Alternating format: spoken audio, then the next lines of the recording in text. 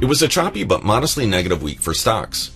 After seeing fresh all-time highs in the S&P 500 at the start of the week, large-cap strength waned.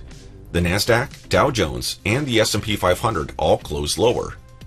Beneath the surface, however, market breadth continued to improve.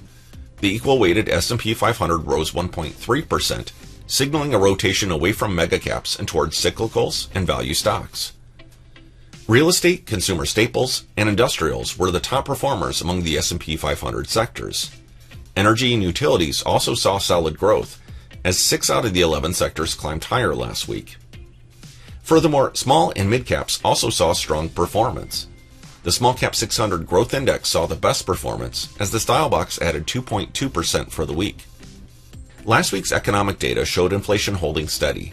The Consumer Price Index came in at expectation with a reading of 0.3% month-over-month, and a year-over-year reading of 2.7%.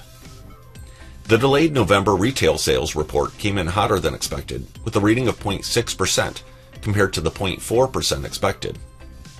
Both the Empire and Philadelphia manufacturing surveys also surpassed expectations, showing the resilience of the economy. This continues to be strong enough that market participants have continued to temper their expectations of future Fed funds rate cuts.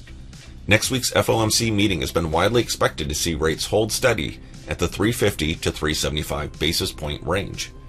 Additionally, expectations for additional rate cuts continue to get pushed further out into 2026.